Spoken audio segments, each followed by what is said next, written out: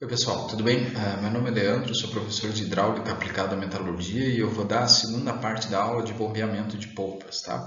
Essa parte é referente à última parcial aí da disciplina de hidráulica aplicada à metalurgia, então ela vai compor a nossa segunda nota do semestre, tá bom? Então vamos para essa aula, essa é a área mais simples de todas, inclusive mais simples que a anterior, então eu espero que vocês aproveitem essa área aí para recuperar alguma eventual nota que vocês tiveram mais baixa, tá bom? Então vamos dar início à aula. Começando pelo sumário, hoje a gente vai estudar um pouco mais das polpas, tá? E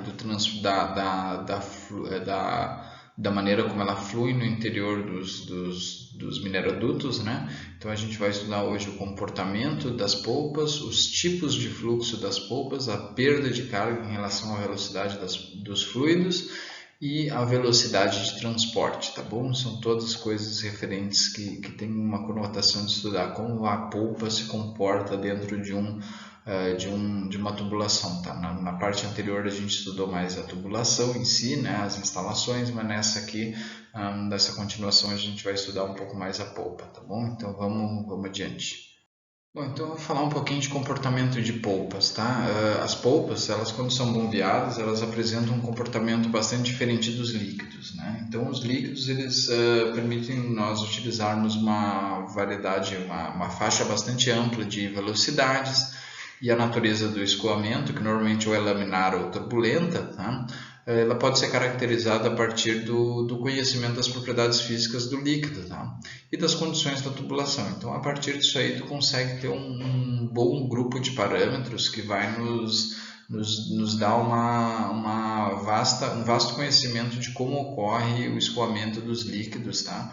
E uma forma que vai nos possibilitar, por exemplo, a gente obter velocidades do líquido dentro da tubulação bastante ampla, a variedade de velocidades, desde velocidades lentas até velocidades mais rápidas. Tá? Já no caso das polpas, além das propriedades físicas do líquido, a gente precisa considerar a interação entre o sólido presente na polpa e o líquido. Tá?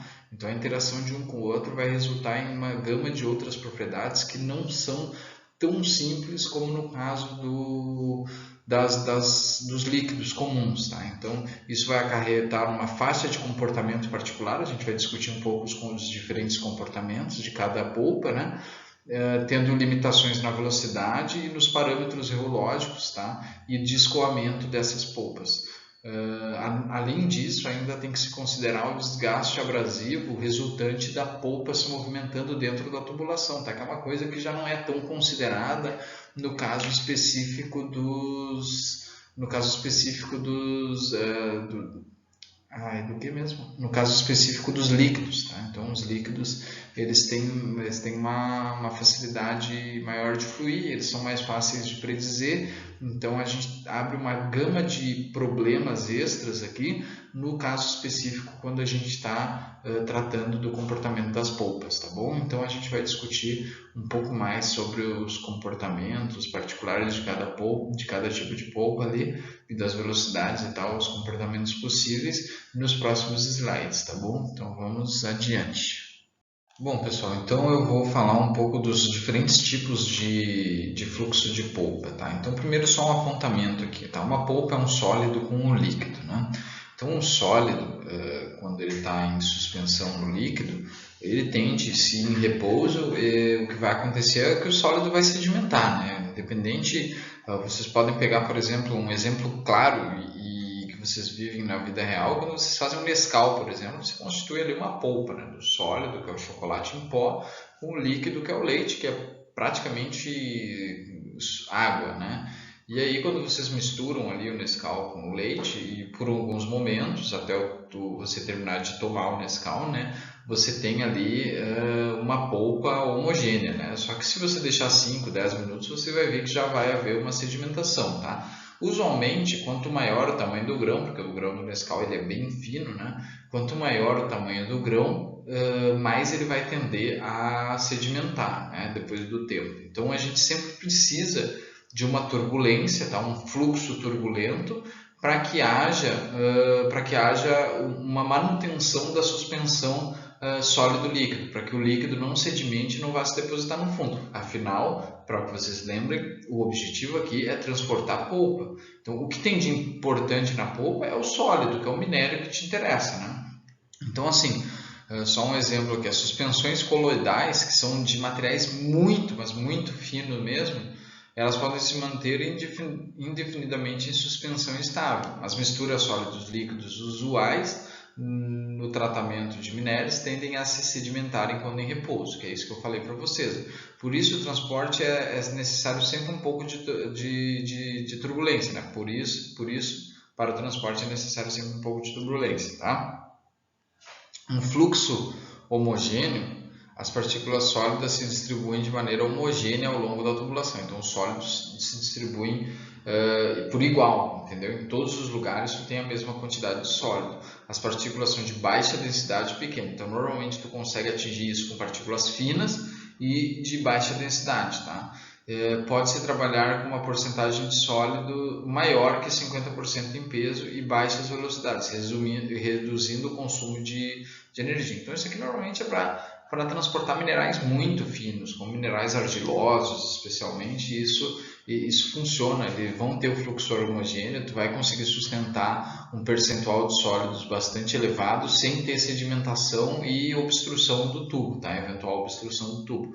Tá? Já o fluxo heterogêneo, a concentração das partículas sólidas varia ao longo da seção do tubo. Normalmente é maior para o fundo e decresce em direção ao topo. Embora todas as partículas estejam em suspensão, às vezes as partículas mais pesadas descem ao fundo e se movem rolando ou aos saltos. Ocorrem em sólidos grosseiros ou em sólidos de alta densidade, caso típico do minério de ferro. Então, o que acontece?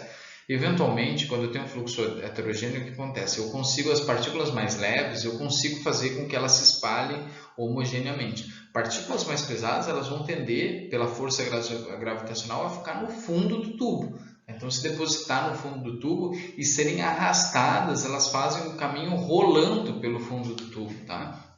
Ao invés de serem mantidas em suspensão como se fosse um líquido, como se comportasse como um líquido o material todo. Não é o que acontece, tá? E isso acontece principalmente quando a gente tem presença de materiais grosseiros ou materiais de alta densidade, tá? Um caso típico ali que eu apontei é o minério de ferro, que é bastante transportado via mineroduto e eventualmente pode apresentar esse tipo de comportamento, né? Aí a gente tem também o fluxo com leito móvel. Parte do sólido se deposita no fundo da tubulação, mas continua em movimento, criando um leito móvel que acompanha o fluxo. Parte das partículas pode se mover por rolamento ou salto, tá? Então é quando a gente tem uma deposição no fundo do tubo, né? E essa deposição, embora esse depósito, essa quantidade maior de partículas sólidas no fundo exista, elas continuam em movimento. Não significa que elas ficaram estacionadas ali no fundo e não estão se movimentando. Elas se movimentam por rolamento ou salto, né?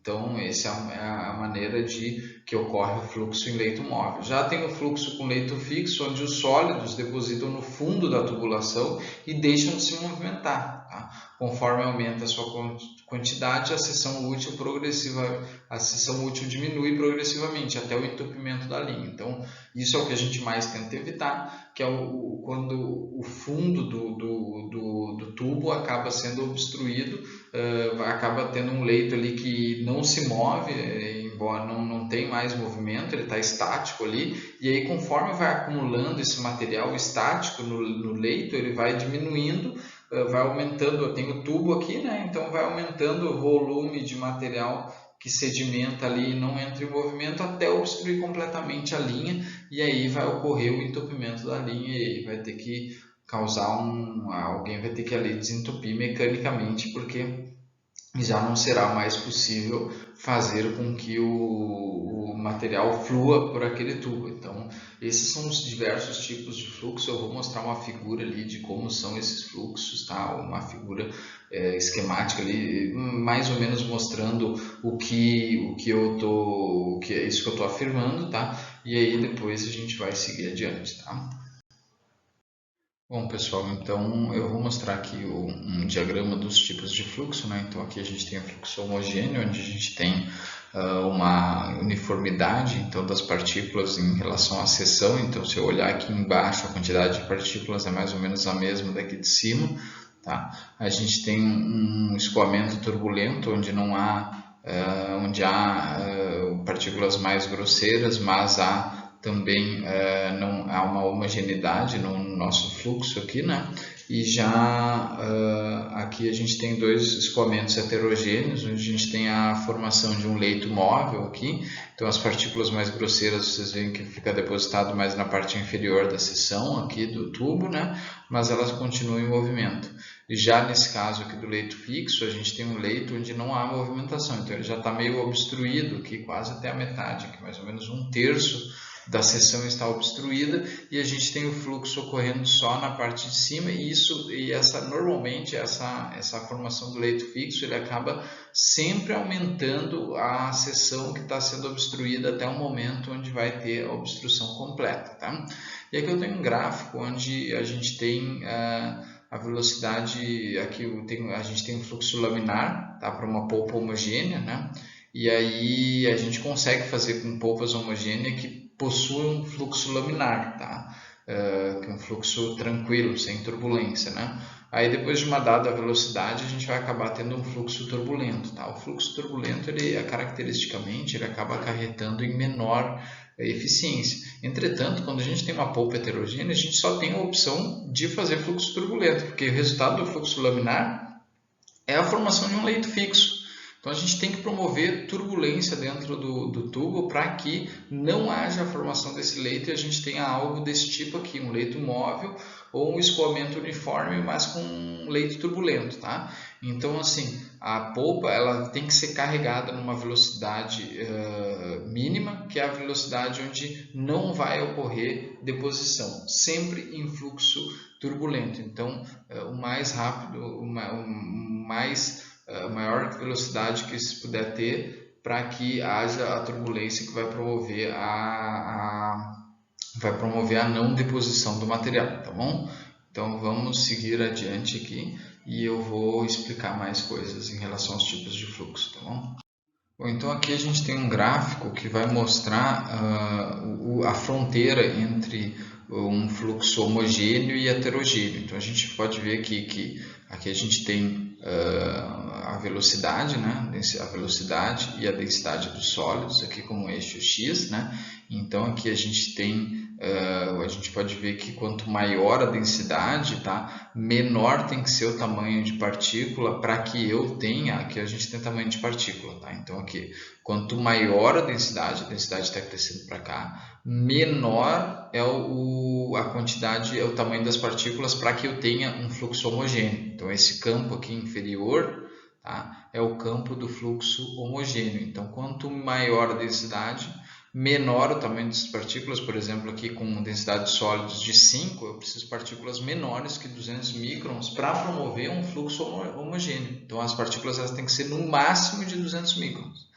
Já quando eu tenho densidade 1, eu posso ter partículas de até 2.000 microns, mais cerca de 3.000 microns, que é quase 3 milímetros, tá? E eu consigo manter o fluxo homogêneo. Por quê? Porque eu tenho uma baixa densidade. Então aqui está mostrando a relação entre a densidade e o tamanho de partícula para que a gente consiga ter o limite do fluxo homogêneo, que no fim das contas, vocês vão ver ali, o ideal seria que a gente sempre tivesse fluxo homogêneo. Entretanto, não é sempre possível, né?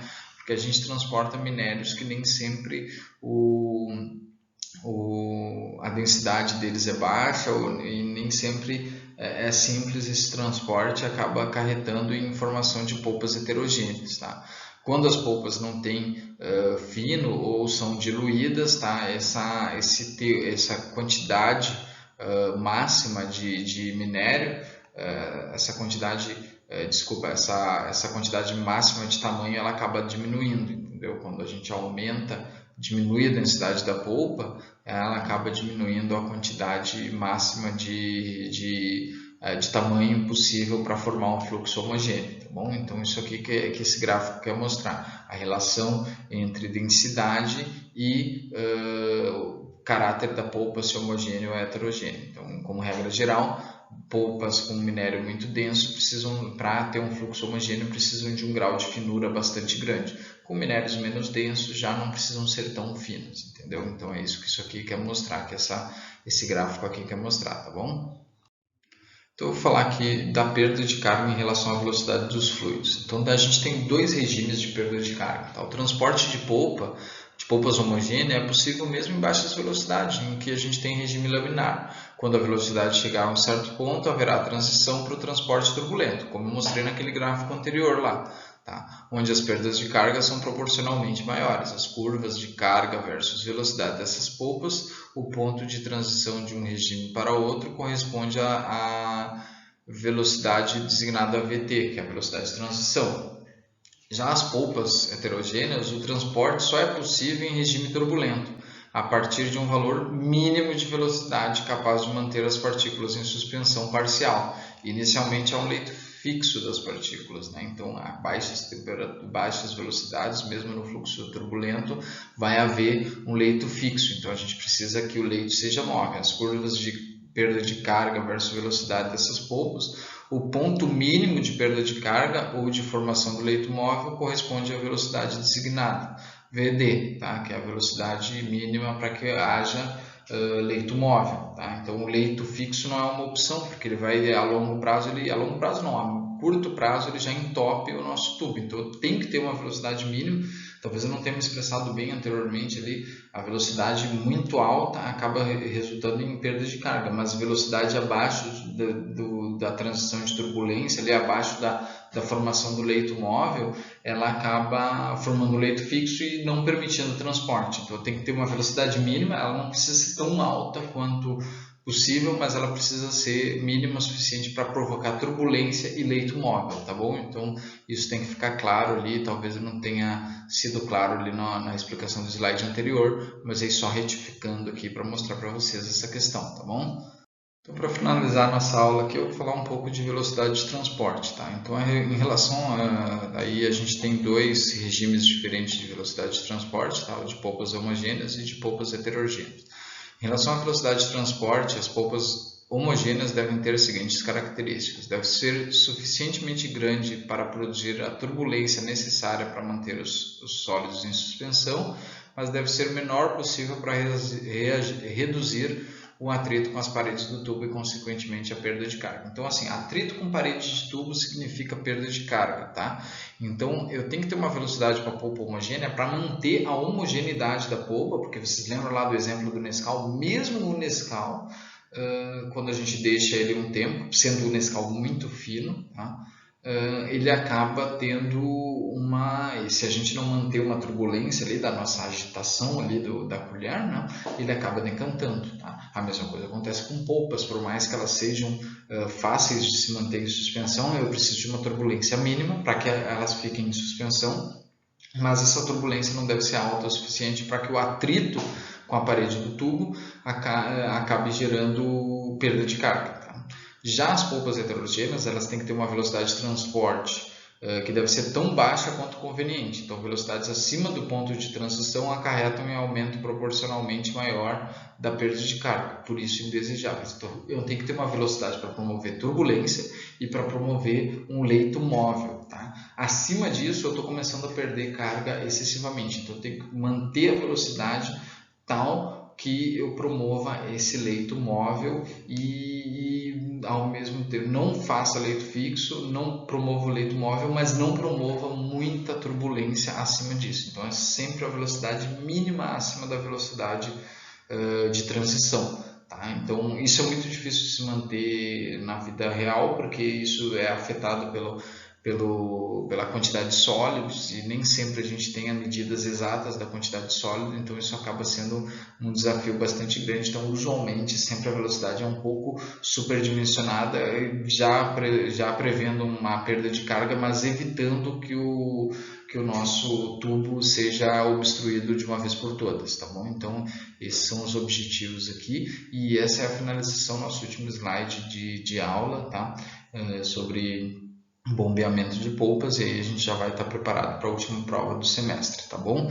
Então eu vou fazer o slide de finalização no próximo slide, e aí a gente finaliza a disciplina por aqui, tá? Então isso é a matéria de hidráulica aplicada à metalurgia que vocês tinham para ver, e aí vocês já devem estar prontos para fazer a prova e para serem aprovados na disciplina, tá bom?